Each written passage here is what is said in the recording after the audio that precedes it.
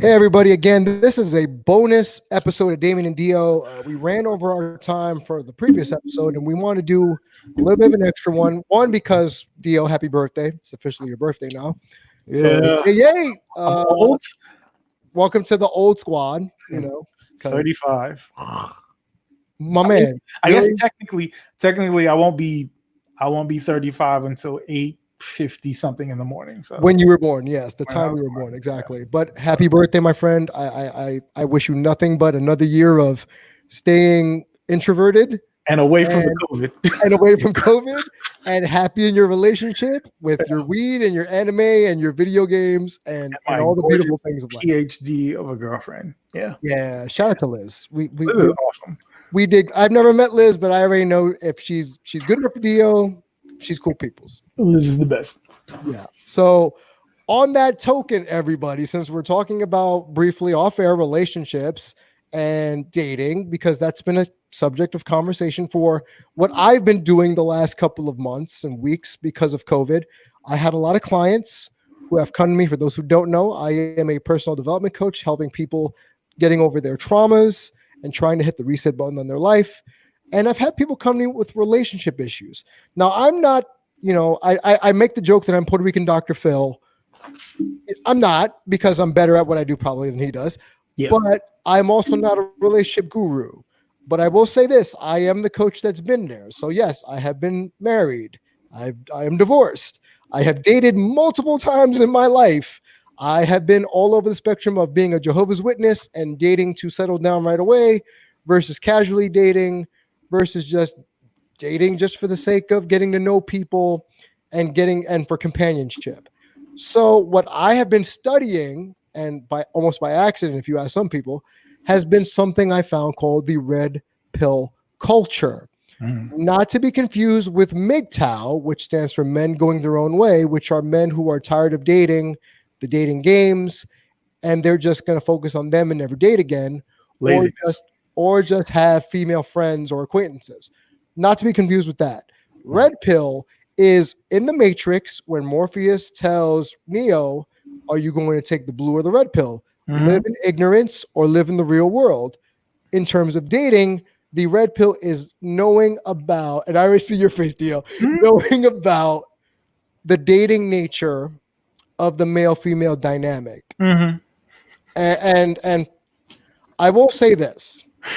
It is very eye-opening on one hand because I think about some of the mistakes they bring up that I did in my previous relationships that they're called blue pill mistakes that I'm thinking, oh shit, is that why I got cheated on? Oh, is that why, I being the nice guy didn't get me anything?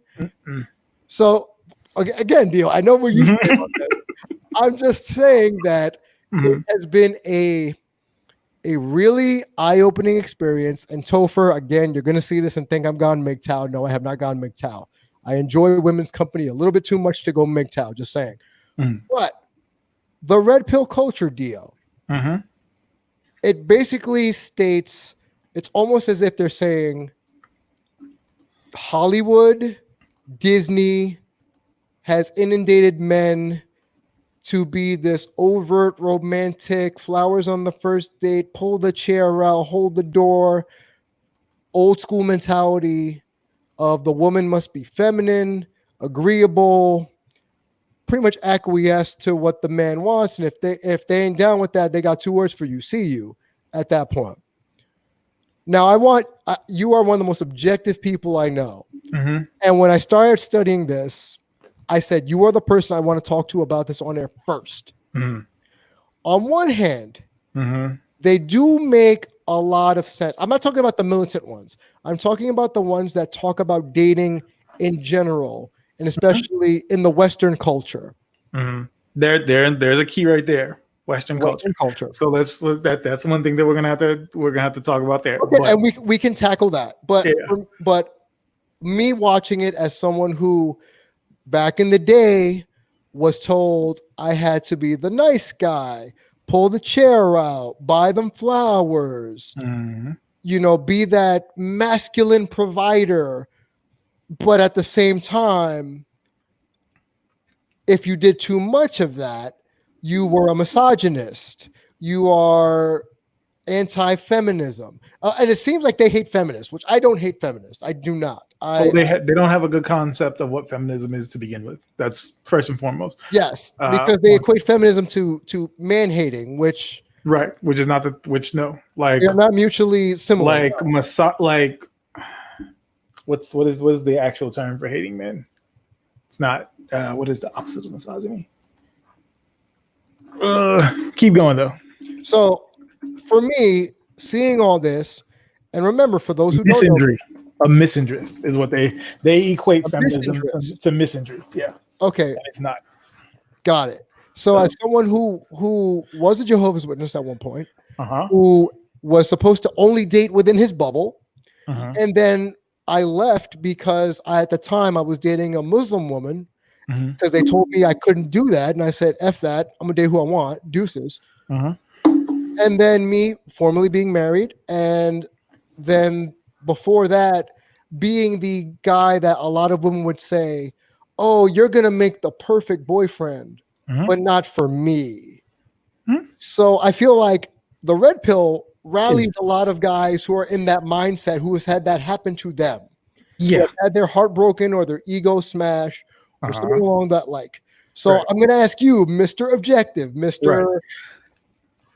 What are your thoughts? All right, let me go ahead.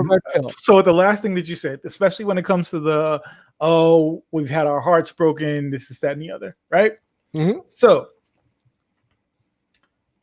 more often than not, the woman, when she says you're going to be a great guy, just not for me, that's because there's something else about you that they're not attracted to, or something else is a fucking massive red flag. And a lot of men just flat out don't accept that, because not just so in the same way that they say that Disney has given these weird things, everybody else has also given men this idea that if you do X, Y, and Z, then you are supposed to get this. So if you do this certain set of things, you are owed a woman's attention, body, and affection.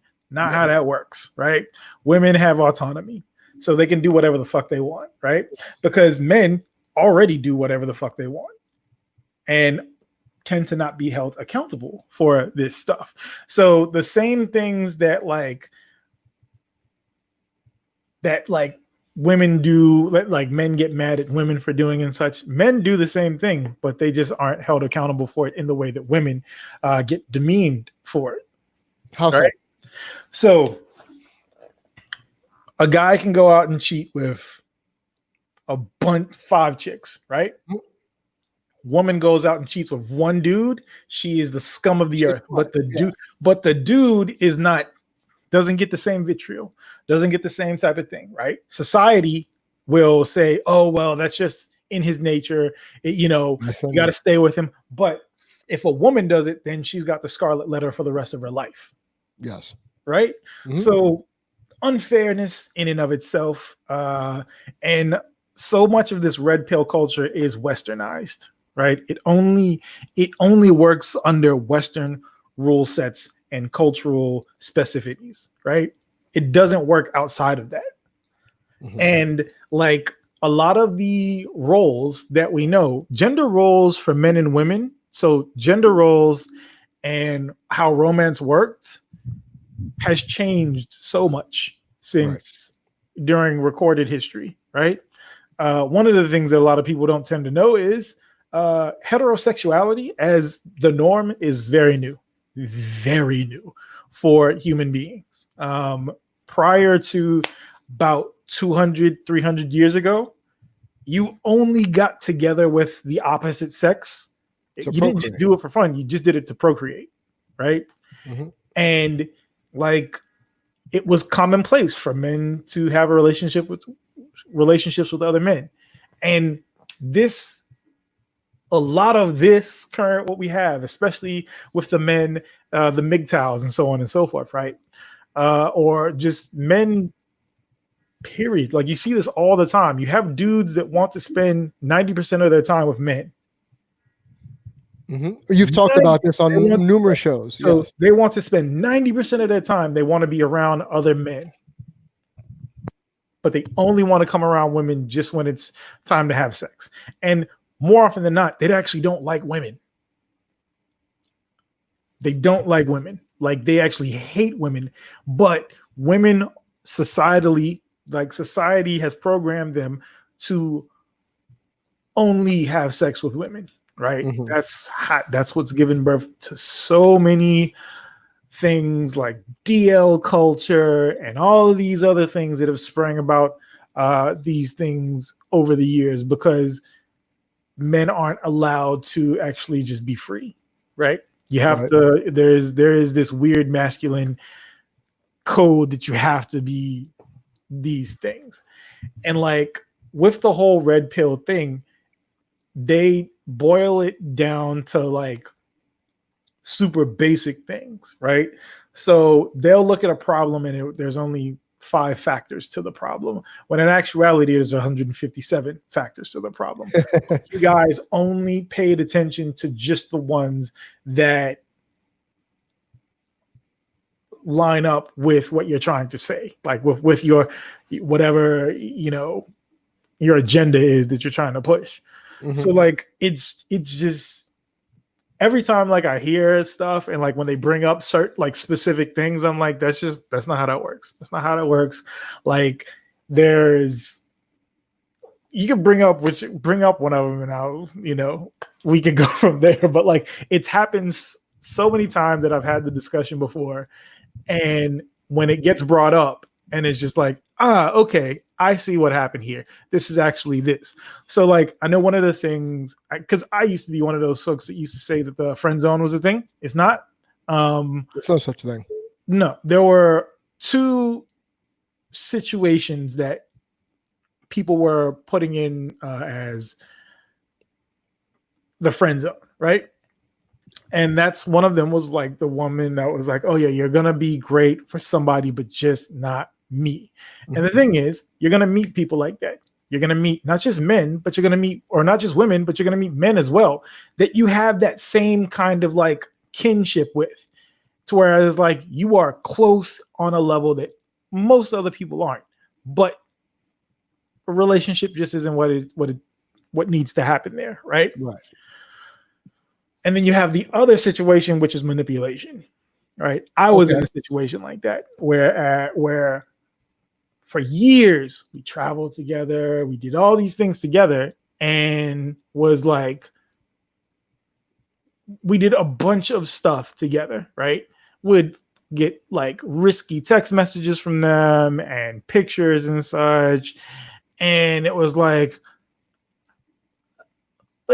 this, what are we? And then once I was like, hey, you know what? I've had a thing for you for a while. I was like, oh yeah, no, like we're really not like that. But after I went and ended up getting a girlfriend at the time, I got the text message from her. Wow, I thought we were supposed to be together. It was like, what? That's stupid. But that's a very specific thing. That's not a common thing, actually. Like that's a very specific kind of situation, and all too often people equate all of the situations to that one situation, right? Okay.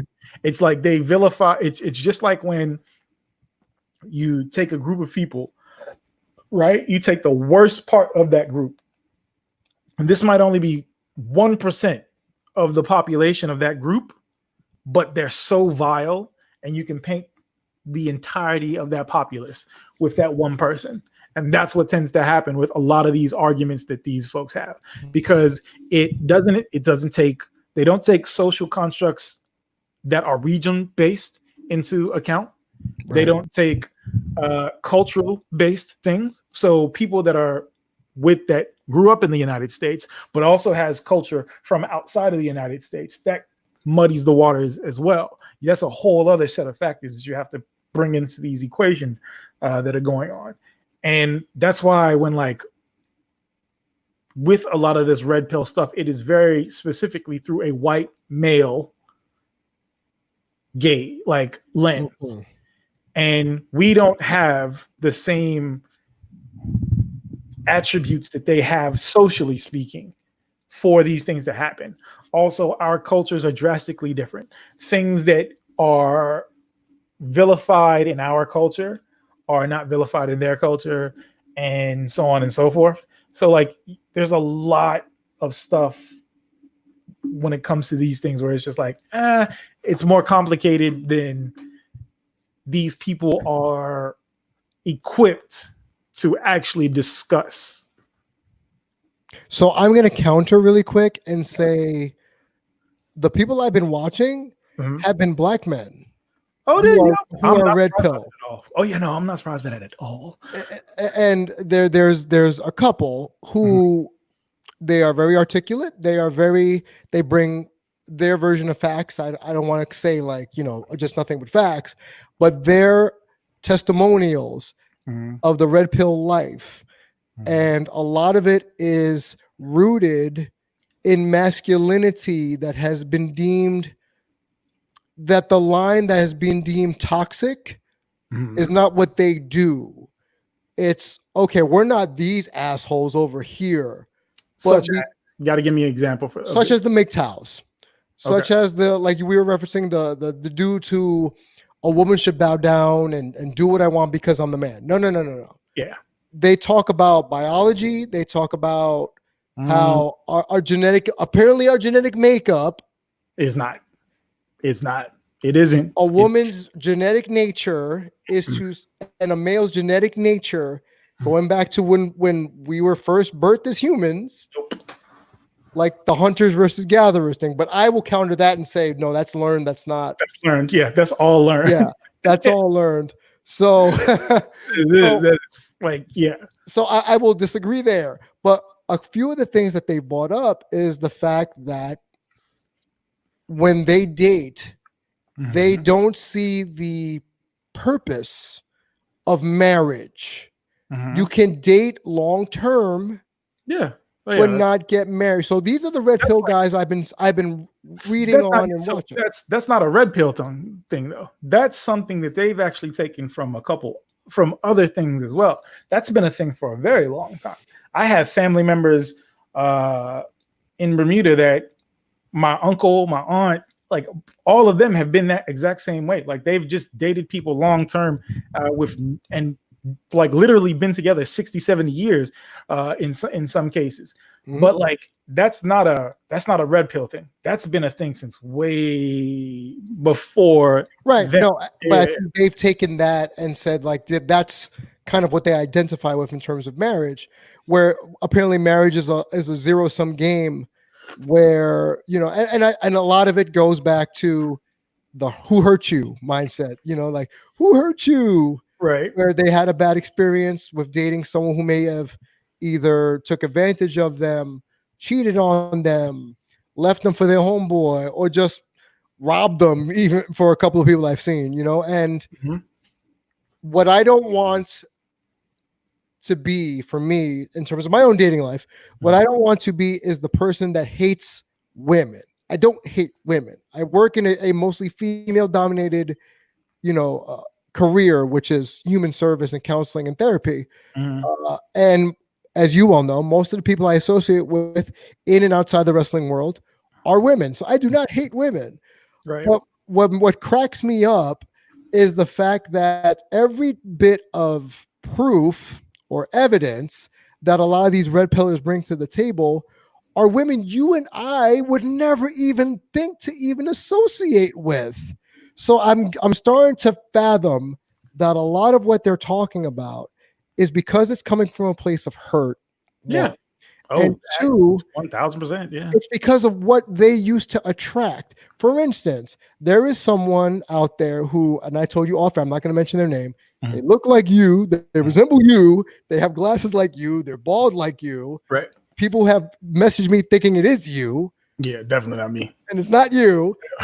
But he talks about how he was 300 pounds. He was with a 300-pound woman himself. And the minute they got married, she became a royal pain in the ass.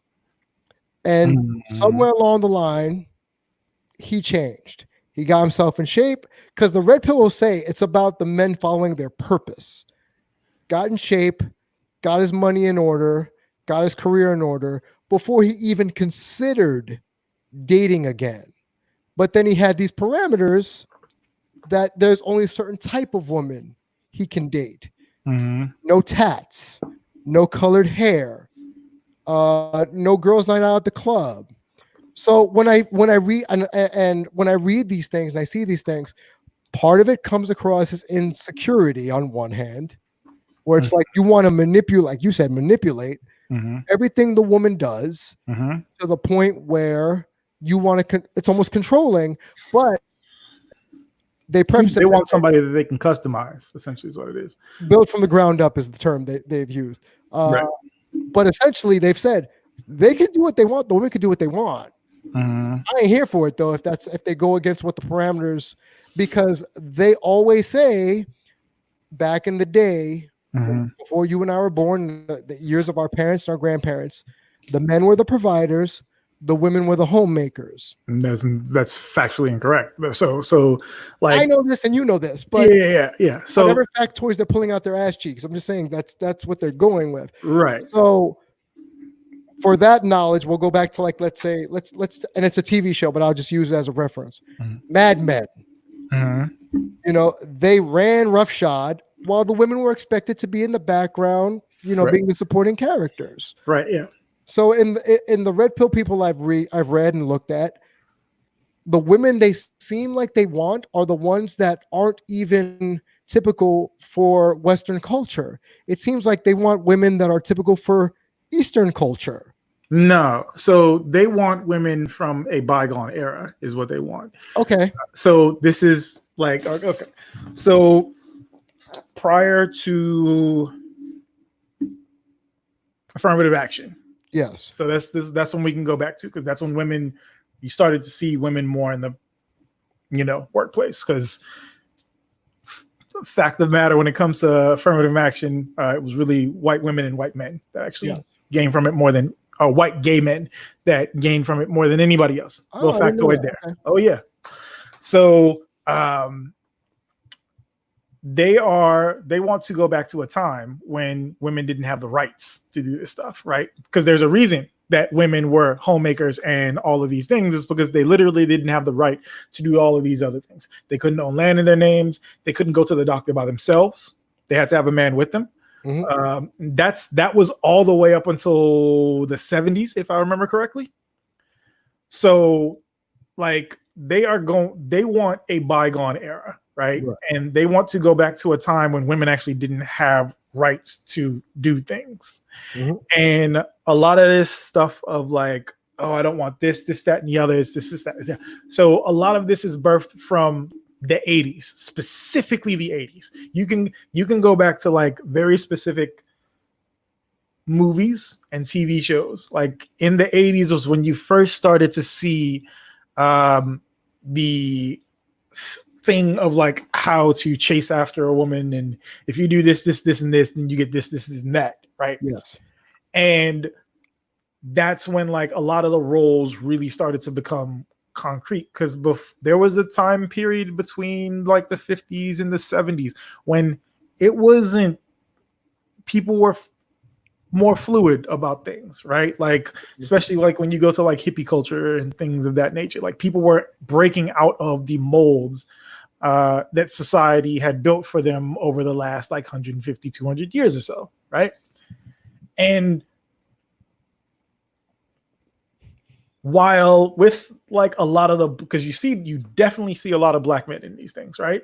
Yes. And a lot of this spurs from internalized white supremacy. And let me explain to you why that is, right? Okay, so let me go ahead and they want to be able to recreate the same power dynamic that white men and women have over black men onto black women. So they want to have the same control that they have, that the people that are above us, quote unquote, in society, they want to have that same power over black women. That's been a thing that's happened, and just over women as a whole, but especially over black women, right? So it is with a lot of the stuff, like when they come up with these things like, oh, a woman has to be this. It's like all of these things take away women's autonomy when it comes to autonomy and agency. When a lot of these things, you know, the woman's supposed to be this, and back in the day, it's like, okay, so you guys never have actually read about history, is you know what it is, because in like when you look back in media for like movies, right, TV and such, right? So in the 30s, 40s, 50s, that's when more so around the 40s to about the 60s is when you saw the whole Susie homemaker, I'm staying home and I'm vacuuming and I love it. Right. That was a bygone era, because prior to that, women weren't the homemakers, just the homemakers. They were going out and working too a lot of times. They also had jobs that they did. They weren't just home taking care of kids. Everybody had to work because shit was expensive and motherfuckers needed food. So like it's a lot of what they are going for were realities that didn't exactly exist. Mm-hmm. They are longing for what they saw as like, you know, the epitome of what this was supposed to be. But when you look at history as a whole, a lot of what they have, what they bring to the table is bullshit. Like it's just, I mean, honestly, most of it's just deep rooted in sexism and misogyny is what is like when you boil it down to it, because it's almost always it was when the woman did something. It was the woman's fault that I got my heart broken. It was the woman's fault that this happened, when in reality, so like the dude that you were just talking about, right? So he was 300 pounds. He had all these things going on, right? Mm-hmm. He was with a 300-pound woman, right? That's one of those examples of misery loves company. So yeah. Those two came together because they had a shared trauma. Yes. And they stayed together because they were coping. They were each other's coping mechanism for that shared trauma.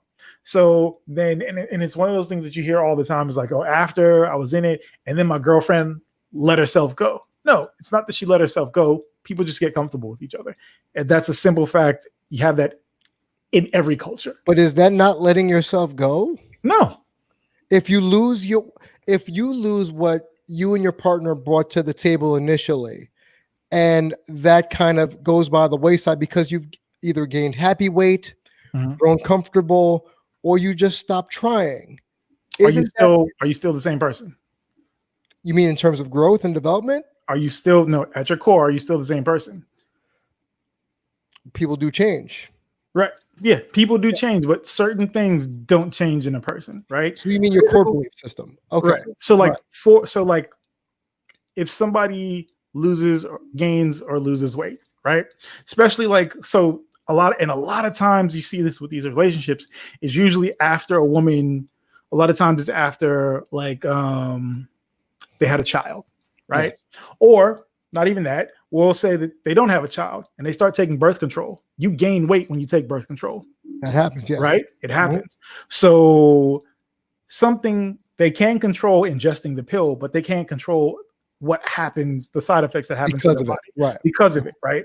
So that's one of those things. So it's like, okay, so do you want to continue having sex without a condom and possibly have a kid, or do you want me to do this and my body is going to change? Or after you've had a kid, people's bodies change drastically, regardless, right? Regardless, and sometimes the weight just doesn't come because your body changes, like for real changes. Your metabolism completely goes, will never go back to the way that it was.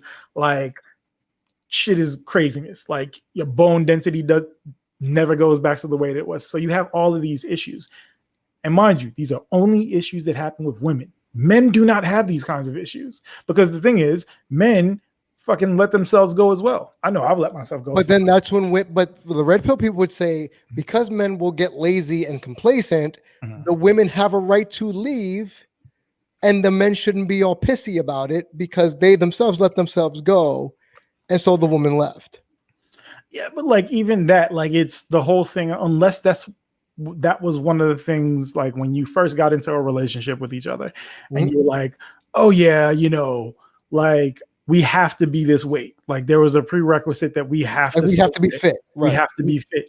Like it is to me, it's a lazy argument. It's a lazy ass thing. Like because like, unless you are one of those people where like your attraction to the person is so based on the physical, then you probably shouldn't be in relationships then, because you don't actually want an actual relationship. You just want a sexual partner. And there's a massive difference between the rules if you just want a sexual partner or if you actually want a relationship, especially like a long-term one. Right. Right. Well, because if you're in a long-term relationship, there are peaks and valleys with that. Yeah.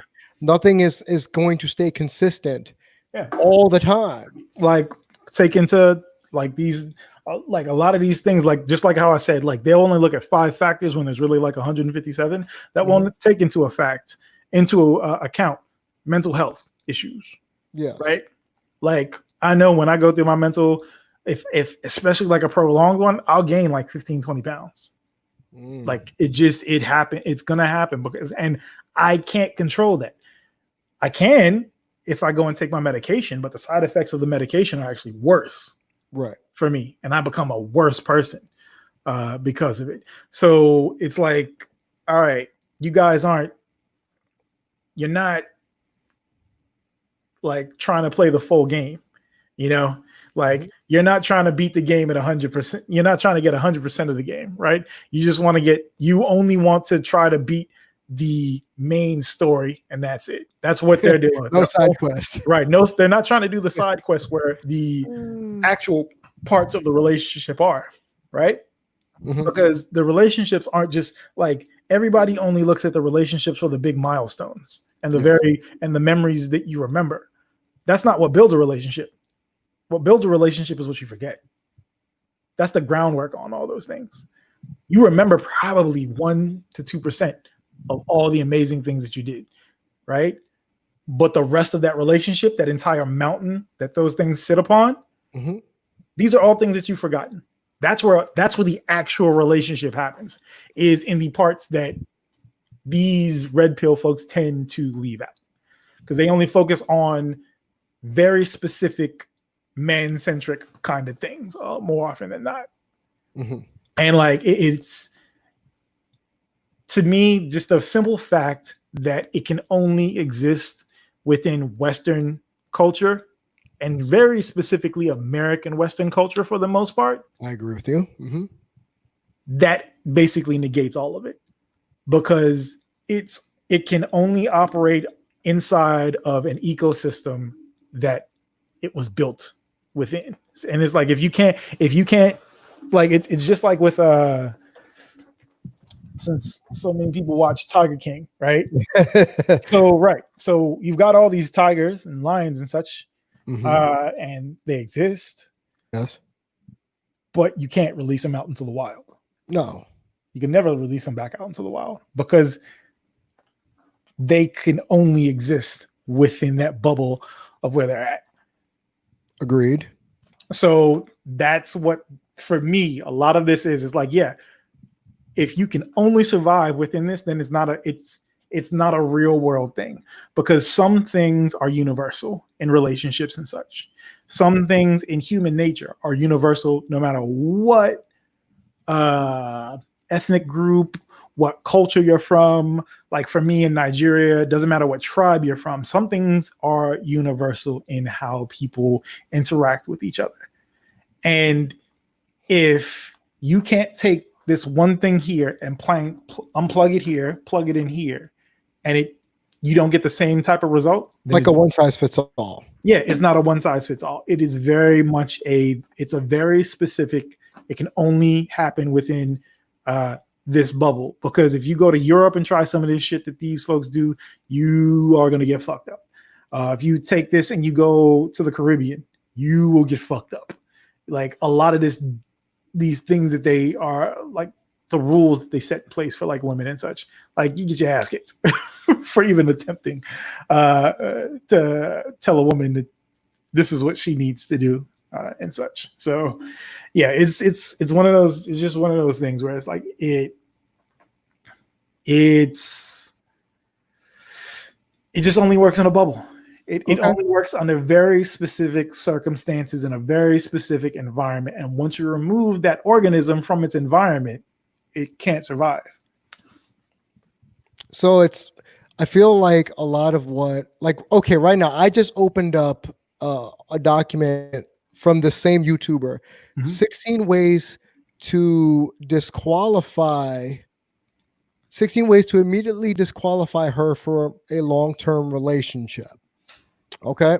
I mean, so, first off there, I gotta stop you right there.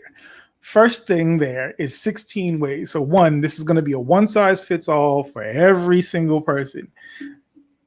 That doesn't work because everybody's different. Everyone's different. I get that. Everyone's different, right? So it's I'm using this as a reference point. I know, but I'm just saying, like, off rip, even saying these, like, that kind of thing is just like, it's to disqualify one. That's a list for somebody that actually doesn't know themselves. How so? Because I think I know where you're going with this, but how so? So if you are actually in touch with what you need, right? Yes. Because most people can't tell the difference between a want and a need. Right.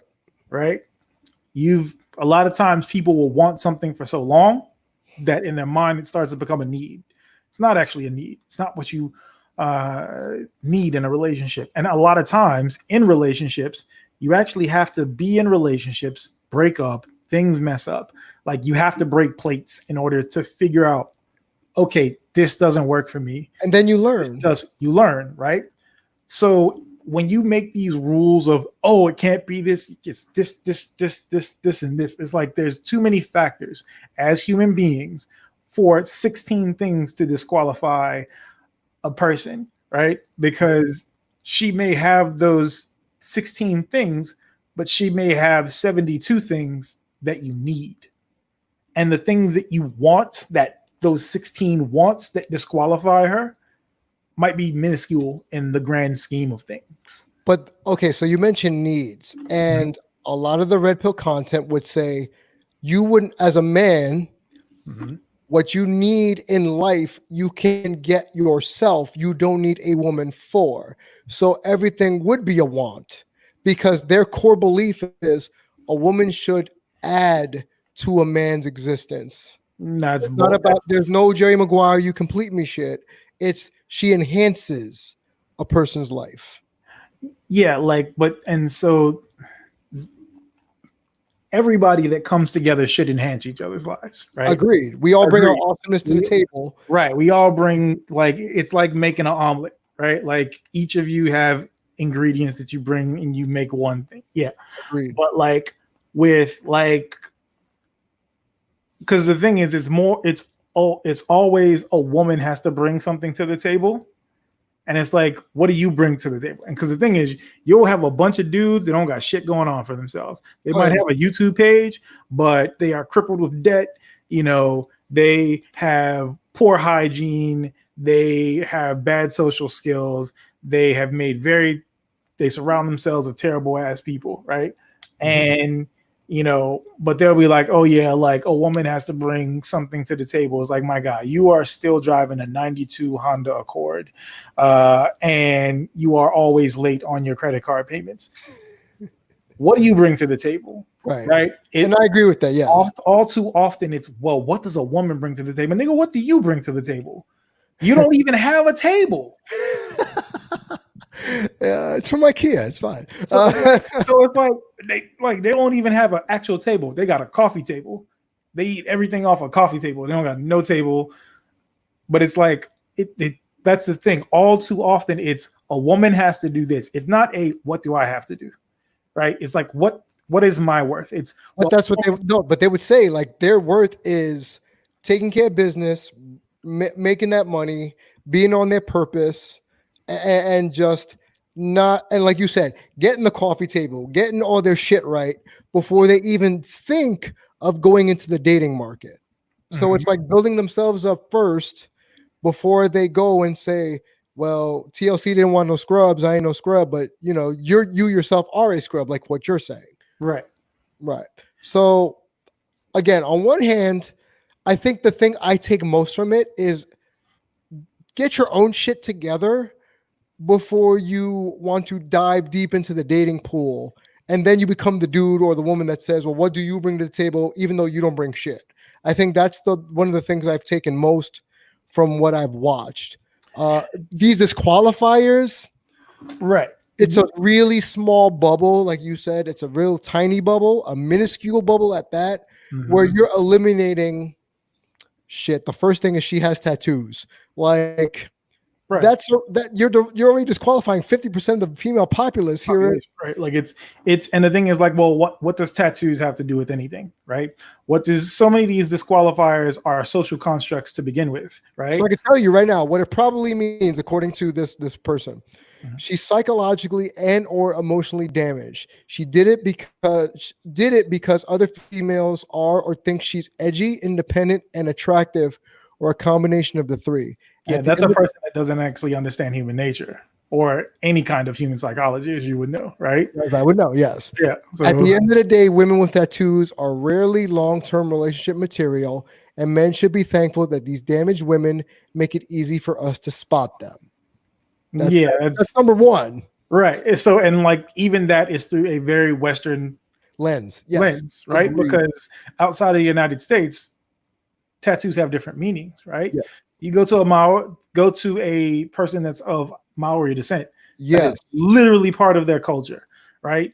If like in Nigeria, like if a woman were to get like scarring and things like that, or scarification, or to get tattoos of very specific meanings in her culture, like that is a cultural thing.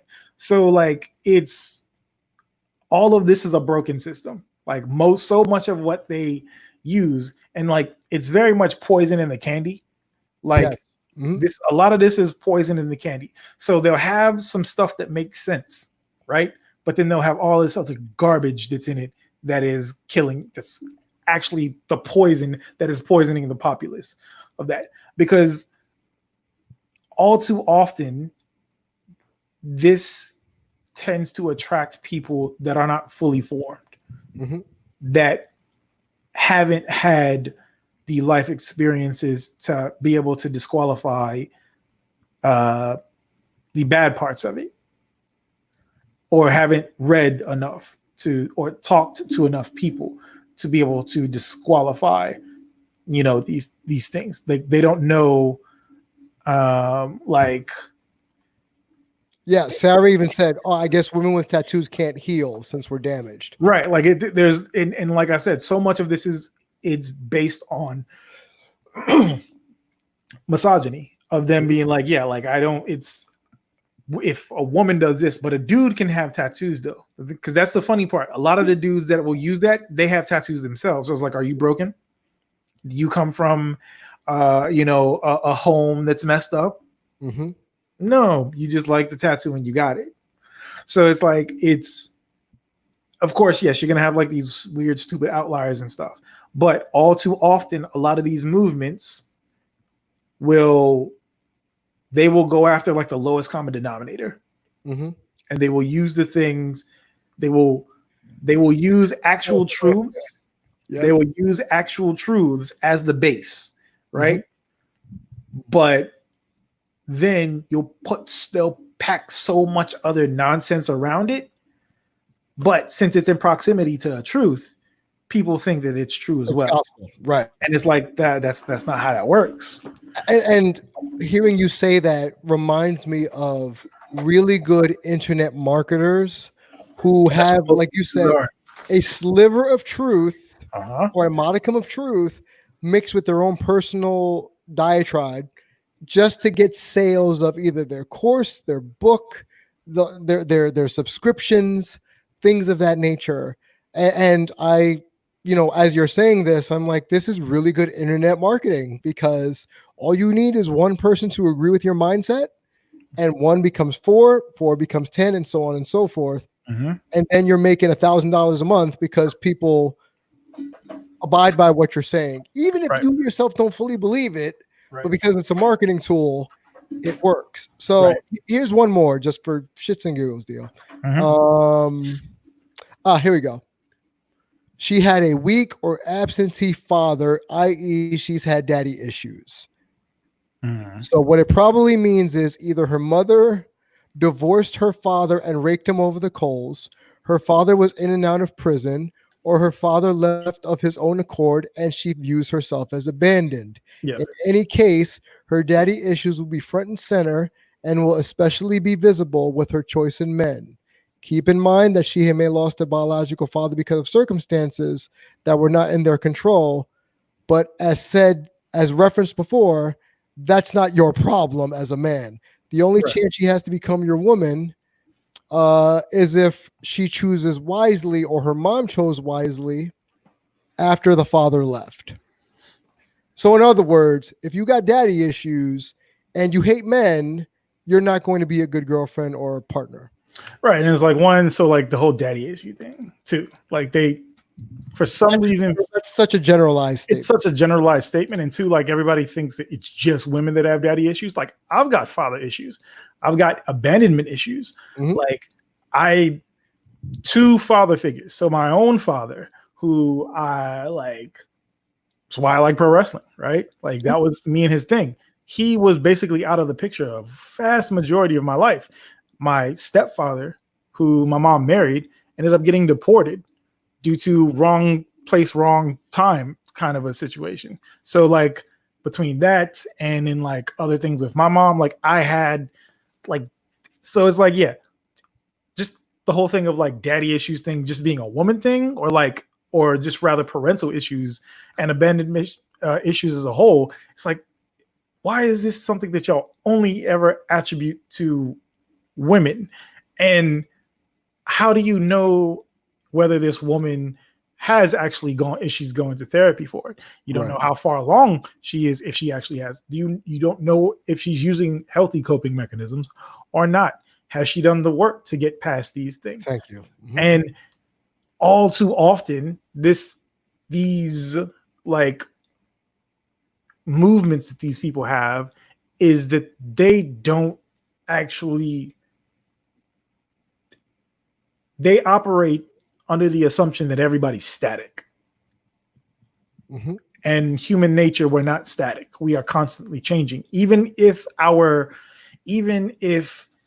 core doesn't change, we are still constantly changing because we do have to adapt to life as it continues on. Yes. And all too often with these things, they don't take that into account.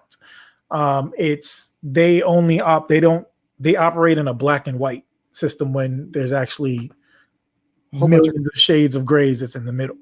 So that's why I was like, every time when like they do it, it's like, okay, so much of it is one size fits all under a very specific prism, under a very specific set of circumstances that these scenarios that they come up with are. And yes, society does make some of these circumstances happen more often, but people are different and they change constantly. Like some things are you're going to see them happen over and over and over again, but like just as often, you're going to see people change and adapt and realize this isn't what I need, this isn't what I want.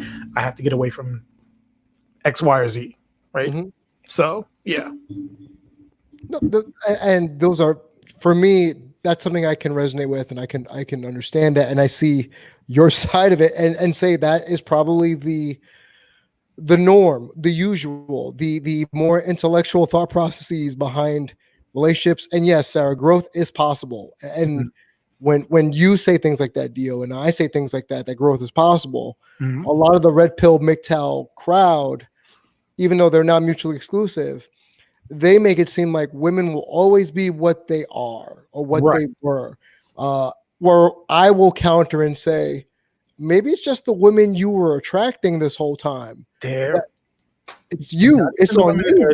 Not even the women that they're attracting, the women that they are attracted to. Because all too often, this is not women that come to them for these things. That's almost never the situation. It's not the women that they are attracting. It's the women that they are going after. And that's the wants versus needs thing. In your mind, I want this. not realizing that that thing is horrible for you. Right. So if that's on you, that's not on the woman. That's 100% on them.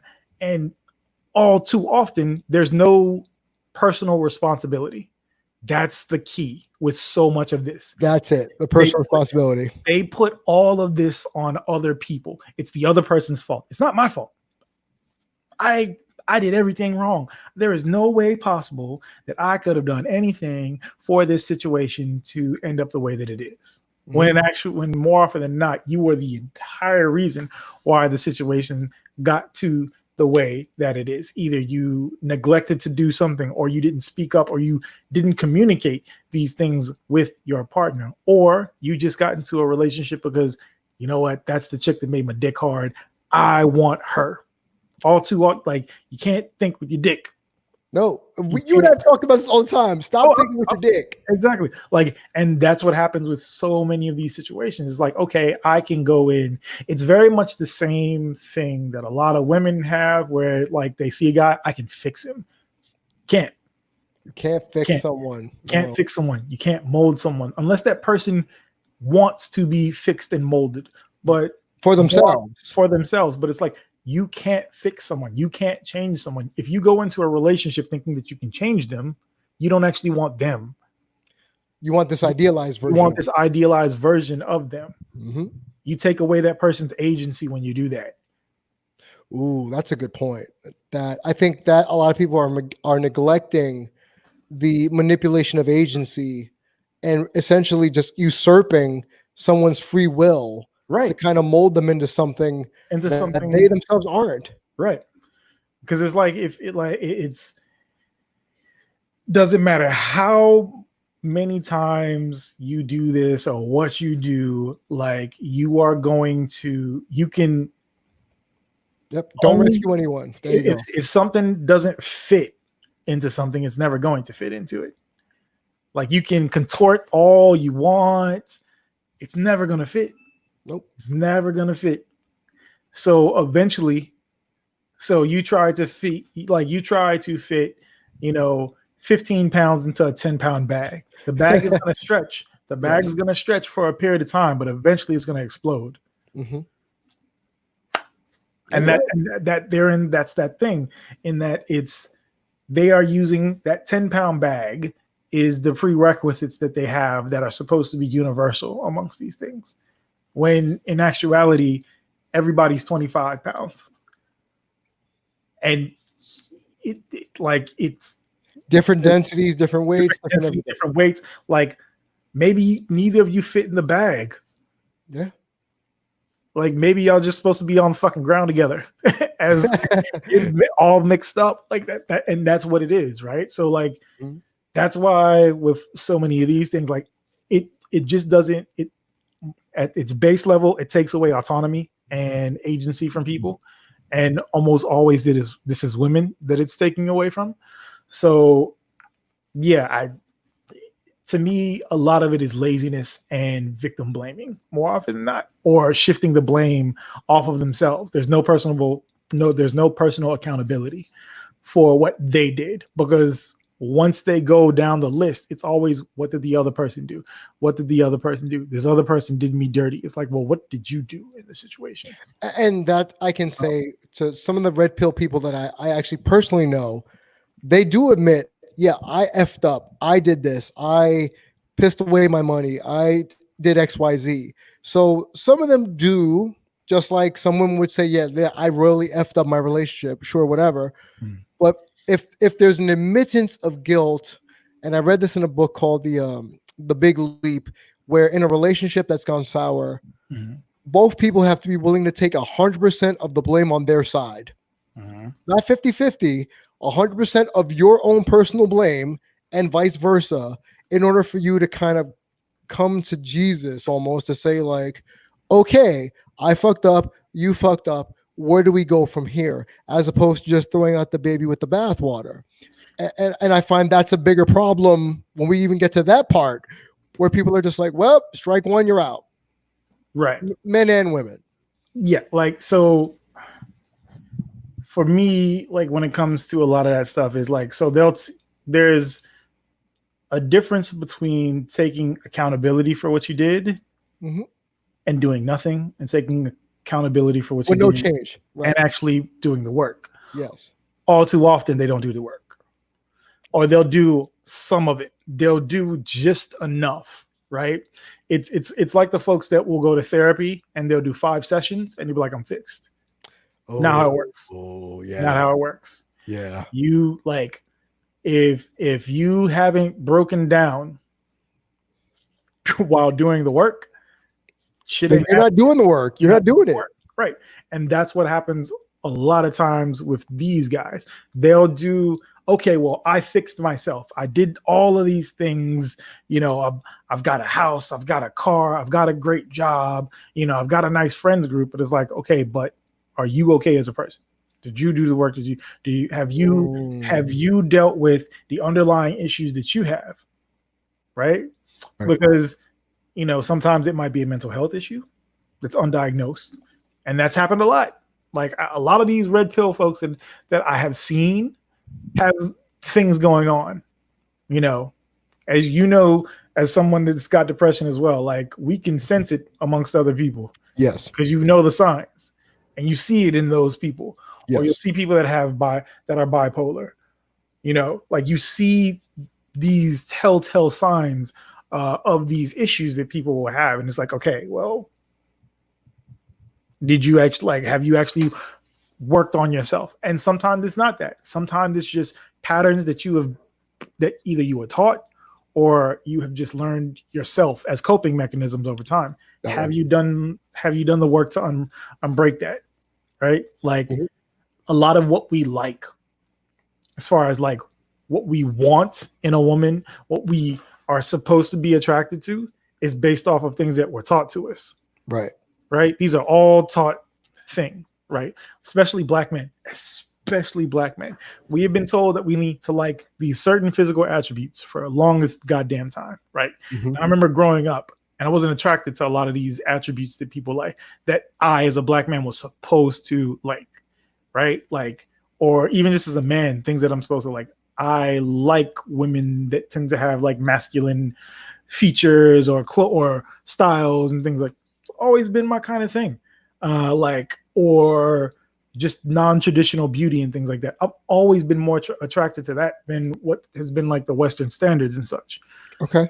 So like that's, you know, it's one of those things that's learned, because all the other stuff, I remember when I got out of college, when I got out of high school and I actually started to like date, I was like, I'm not attracted to this person that is like the epitome of what I am supposed to like. I was like, I really don't like him.